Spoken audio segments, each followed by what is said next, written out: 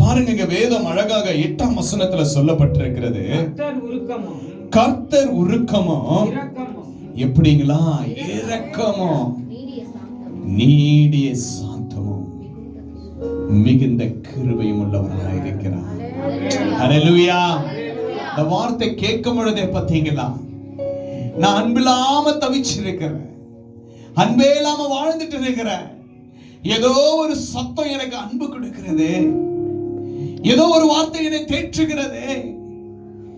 எது அந்த வார்த்தை? அந்த வார்த்தை எது? அந்த வார்த்தைக்கு ஜீவன் இருக்குது. அதுதான் இயேசுவின் வார்த்தையாக இருக்கிறது. இங்க பாருங்க அழகாக, கர்த்தர் உருக்கமும் இரக்கமும் நீடிய சாந்தமும் மிகுந்த கிருபை உள்ளவராக இருக்கிறார். அன்பான தேவ பிள்ளைகளே, அவர் முடிவு பரிந்து உங்களை நேசிக்கிற தேவன். முடிவு பரிந்து உங்களுக்கு ஆறுதல் கொடுப்பார். முடிவு பரிந்து நிலைத்திருக்கிற தேவன் அவர் இயேசுவாய் உங்களுக்குள்ள காணப்படுகிறவராக இருக்கிறார். அந்த ராஜாதி ராஜா இயேசு கிறிஸ்துவை நாம் ஒரு மனமாய் தேவனை ஆராதிக்கும் பொழுது, ஒரு மனமாய் தேவனுக்கு ஸ்தோத்திர பலி கொடுக்கும் பொழுது, அதுல தேவன் பிரியமாய் காணப்படுகிறார். பிரியமான தேவச்சனமே, இயேசு நமக்கு நித்திய கிருபை உள்ளவராய் இருக்கிறார். அந்த வேதத்துல கீழ்வசனம் சொல்லப்பட்டிருக்கிறது, அவர் எப்போதும் கடிந்து கொள்ளார், என்றைக்கும் கோபம் கொண்டிரார். ஹல்லேலூயா. நம்ம பாருங்க, ஆண்டவருக்கு விரோதமா காரியம் செய்வோம், ஆண்டவருக்கு பிடிக்காத காரியங்கள் நம்ம செய்திருப்போம். ஆண்டவர் நினைத்திருந்தால் நம்மளை எப்படியோ அவர் செய்திருக்கலாம், நம்மளை அழித்து போயிருக்கலாம். ஆனா ஆண்டவர் என்ன சொல்றாருன்னா, இங்க எப்போதும் அவர் கடிந்து கொள்ளுகிற தேவன் அல்ல, அவர் அன்பு கொடுக்கிற தேவனாய் இருக்கிறார், இரக்கம் செய்கிற தேவனாய் இருக்கிறார், மனதுருகிற தேவனாய் காணப்படுகிறார், உன்னை மன்னிக்கிறவராய் காணப்படுகிறார். என் பிள்ளை மீண்டும் என்கிட்ட வரும்பொழுது நான் மன்னிப்பேன், என் பிள்ளை அழுது கொண்டு இருக்கும்போது நான் கண்ணீரை துடைப்பேன் என்று இயேசு நமக்குள்ள பேசுகிற தேவனாய் காணப்படுகிறார். அந்த தேவனை நம்ம எவ்வளவு அன்பா நேசிக்கணும், அந்த தேவனை நாம் எவ்வளவு கனப்படுத்த வேண்டியதாக இருக்கு. தேவ பிள்ளைகளே, அவர் ஆராதிக்கும் பொழுது, அவரை நம்பி வரும் பொழுது, அங்க சொல்லப்பட்டிருக்கிறது, உருக்கமும் இரக்கமும் நீடிய சாந்த, நீடிய சாந்தம், நீடிய சாந்தங்க. எந்த விதத்திலும் உங்களை கைவிட மாட்டார். எவ்வளவு கண்ணீரோடு இருந்தாலும், எவ்வளவு போராட்டத்தோடு வாழ்ந்து கொண்டிருந்தாலும், ஒரு வேளையில இந்த வீடியோல பார்த்து கொண்டிருக்கிற தேவ பிள்ளையே, தேவ மகனே, மகளே, இந்த கூட்டத்துல கேட்டுக் கொண்டிருக்கிற தேவ பிள்ளைகளை ஆண்டவர் உங்களை பார்த்து சொல்றார், எல்லாரால நீ கைவிடப்பட்டு ஒதுக்கப்பட்டு இருக்கிற நேரத்துல, உன் குடும்பம் உன்னை வெதுக்கியிருக்கிற நேரத்துல, உன் நண்பர்கள் உறவுகள் உன்னை தள்ளப்பட்டிருக்கிற நேரத்துல, நான் உன்னோடு கூட இருக்கிறேன். நான் நீடிய சாந்தமும் பொறுமையும் அன்பும் கிருபையும் உனக்குள்ள அருளச் செய்வேன் என்று இயேசு வாக்கு கொடுக்கிற தேவனாய் காணப்படுகிறார். இயேசுவை விசுவாசிங்க, இயேசு மேல நீங்க விசுவாசிங்க. அவரே நமக்காக மரித்தார். அவர் அன்பை நம்ம எங்க பார்ப்போம் என்றால், அந்த சிலுவையில அவருடைய அன்பை நம்ம பார்ப்போம். இந்த சிலுவையில நமக்காக ஜீவனை கொடுத்த இயேசு, அந்த அன்பை வெளிப்படுத்தின இயேசு, உனக்காக எனக்காக அந்த கல்வாரி சிலுவையின் ரத்தத்தை கொடுத்த இயேசு, அந்த ரத்தத்துல வல்லமை இருக்கு, அந்த ரத்தத்துல அன்பு இருக்கு, அந்த ரத்தத்துல ஆசீர்வாதம் இருக்கிறது என்று கர்த்தர் கூறுகிறதா இருக்கிறது. பாருங்க, அவர் நம்முடைய பாவங்களை தக்க நமக்கு செய்யாமலும் நம்முடைய அக்கிரமங்களுக்கு தக்கதாக சரி கட்டாமலும் இருக்கிறார். ஹல்லேலூயா.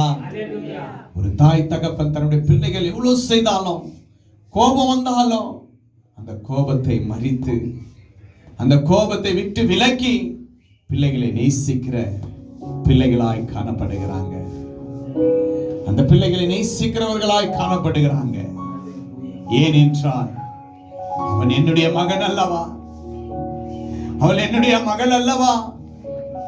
அந்த பிள்ளையை நான் மன்னிக்காவிட்டால், அந்த பிள்ளையை நான் நேசிக்காவிட்டால் என் பிள்ளையை நேசிப்பது யார்? இந்த உலகத்திலேயே இப்படி யோசிக்கிறோம். உன்னையும் என்னையும் உண்மையா நேசிக்கிற, விட்டு கொடுக்காத இருக்கிற நம் ஆண்டவராகிய இரட்சகர் எவ்வளவு அன்பு நம்ம வைத்திருக்கிறார். தேவ பிள்ளைகளே, அவர் அன்பு ஒருபோதும் உங்களை விட்டு விலகாது. அவருடைய அன்பு ஒருபோதும் உங்களை விட்டு அழியாது. அவரை ஏற்றுக்கொள்ளுகிற ஒவ்வொரு பிள்ளைகளையும் கர்த்தர் ஆசீர்வதிக்கிறவராயிருக்கிறார். அதுதான் தேவன் சொல்லி இருக்கிறார்.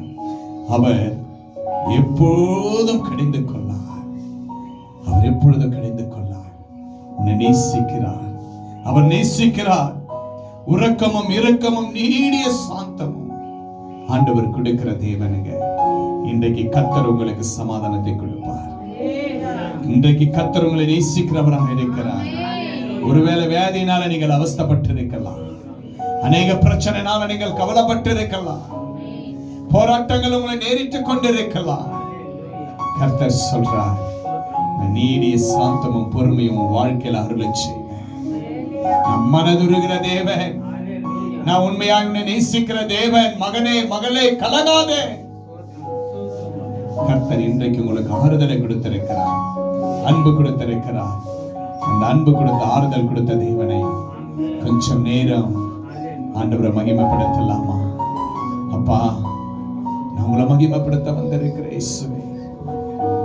உங்களை நான் மகிமைப்படுத்த வந்திருக்கிறேன் இயேசுவே. ஆண்டவரே, உம்மை நான் நேசிக்க வந்திருக்கிறேன். என் மேல நீங்க கருணையா இருக்கிறீங்க ராஜா. உம்மை நம்பி வந்திருக்கிறப்பா. எனக்கு செய்த நன்மைகள் ஏராளம் ஆண்டவரே. எனக்கு செய்த நன்மைகள் ஏராளம் ஆண்டவரே ராஜா. எப்பயோ மரித்து போயிருப்பான் ஆண்டவரே.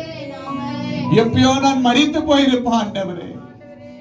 எனக்கு ஜீவனை கொடுத்தீங்களப்பா. எனக்கு ஜீவனை கொடுத்தீங்களே இயேசுவே. என்னை நீங்க பலப்படுத்தினீங்களே அப்பா.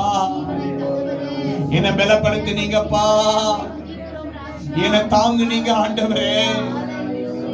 எல்லாரால ஒதுக்கப்பட்ட ஆண்டவரே, எல்லாரால கைவிடப்பட்ட ஆண்டவரே, இன்றைக்கு என்னை தேற்றுகிற ஒரே தேவன் என்றால் அது நீங்க மாத்திரமே இயேசுவே. அது நீங்க மாத்திரமே என்று சொல்லலாமா? அது நீங்க மாத்திரம் தான் இயேசுவே என்று சொல்லலாமா? நீங்க மாத்திரம் ஆண்டவரே அப்பா. நான் உடைந்து போயிருந்த பாத்திரம் ஆண்டவரே அப்பா. ஆண்டவரே, எதுக்குமே உதவாத பாத்திரமா இருந்த ராஜா, என்ன நீங்க பெயர் சொல்லி அழைத்தீங்கப்பா. என பெயர் சொல்லி அழைத்த இயேசு, உங்களை நான் ஆராதிக்க வந்திருக்கிறேன் ஆண்டவரே. உம்மை மகிமைப்படுத்த வந்திருக்கிறோம் என்று சொல்லி உண்மை உள்ள தேவன் இரட்சகர் இயேசுவை, சர்வ வல்லமுள்ள இரட்சகரே, உள்ளத்தில் ஆழத்தில் இருந்து ஸ்தோத்திரிக்கலாமா? நன்றி ஆண்டவரே. நன்றி ராஜா.